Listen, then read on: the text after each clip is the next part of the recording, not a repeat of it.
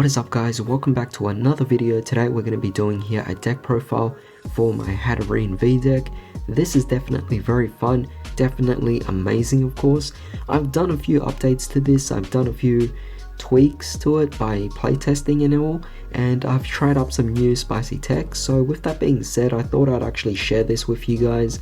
So hopefully you guys do enjoy this. If you do, then definitely make sure you drop a like, share, comment, subscribe, and hit that bell notification. It really helps. But with that being said, let's just begin with this deck profile. Now keep in mind that this particular deck is not meant to be a competitive deck at all. It's meant to be purely for fun, so do keep that in mind when you're actually testing out this deck. However, with that being said, to begin here, we're playing 4 copies of the Hatterene V. Shouldn't be any surprise to you because this is the central focus of the deck. However, with that being said, we are playing over here the Ariados engine that I actually have. I figured this is actually really amazing.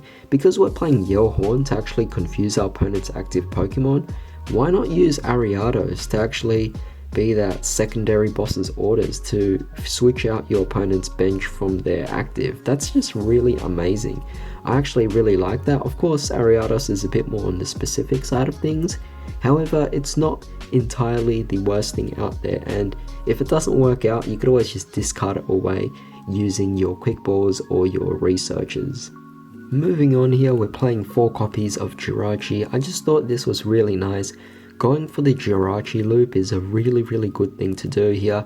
It's just really powerful considering you're playing scoop up nets and switches, and you're even playing air balloons as well. The Jirachi engine is actually really efficient for this particular build. With that being said, there are definitely supporting Pokemon, so we got to play here the Mewtwo, we got to play our Crobat V and the Dene GX, all really amazing cards, and it will be sad to see both Mewtwo and the Dene GX being rotated out once the rotation actually hits. Moving on now, we're playing here 4 copies of Quick Ball, really amazing for the deck of course. I'm also just continuing to play the 4 copies of Great Ball. I've been really liking the card itself, so it's just really good. I'm also playing 2 Communication as well. I just think that this particular search engine is really nice. It's really simple as well, and it just does the job specifically for a deck that requires you to draw out really quickly and just discard your cards.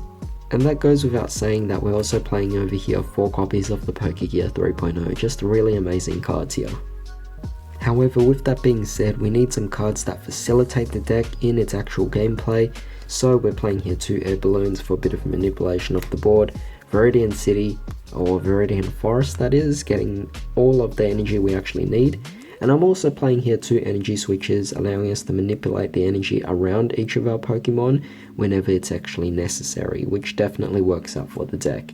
And of course, we're playing here the Power Pad and the Great Catch as well, definitely works out really well for this particular deck. Moving on, of course, we're playing here 4 copies of Scoop Up Net, and we're playing the 4 copies of Switch. Both are really amazing, especially now that we actually have Jirachi in the deck. So with that being said, you can kind of actually get a loop going with the deck itself, and the Jirachi loop is definitely incredibly fun when you actually have the scoop up nets and the switches in there. It just maximizes the consistency of the deck, and it gets you to all the cards you actually need for your deck itself. Absolutely amazing. And of course, our main card of the deck itself, the 3 copies of Yellhorn. As I said, I wanted to actually play 4 copies. I've yet to actually pull a 4th copy of this, so with that being said, if you guys can actually play a 4th copy, then definitely just replace one of your cards and you'll be absolutely fine with this.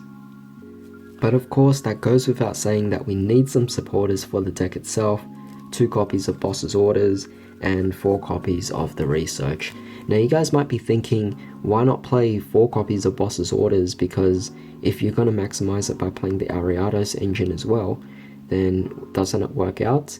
Well, you could play 4 copies of this if you actually wanted to, but I figure with Ariados it was just nice for the fact that this is a supporter. So what if I actually already played Research that turn and I had another Boss's Orders in the hand, which would be my second supporter?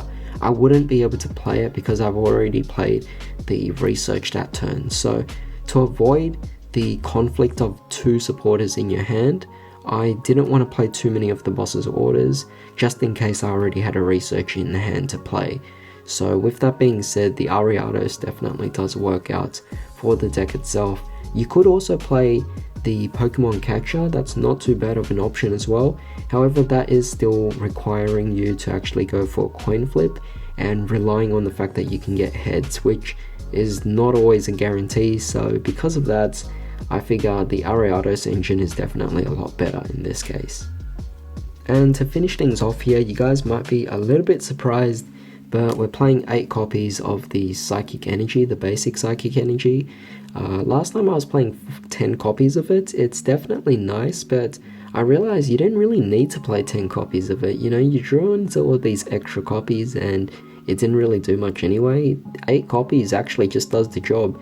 May as well just, you know, lose out on some and give yourself some space to actually play some trainer cards, and it definitely just works out, makes the deck a bit more fast because you're actually playing cards that are a bit more active on the game there, so it's quite nice there. And even then, it's not like you're going to be benching all of these, so it doesn't really matter. But with that being said, this was essentially the deck profile itself, so I do hope you guys have fun with this particular build. It is something that is slightly different and doesn't turbo out as much as the Beedrill variant, but this one still offers you great manipulation and control of the board itself. So with that being said, I do hope you guys have a fantastic day. I will see you all next time.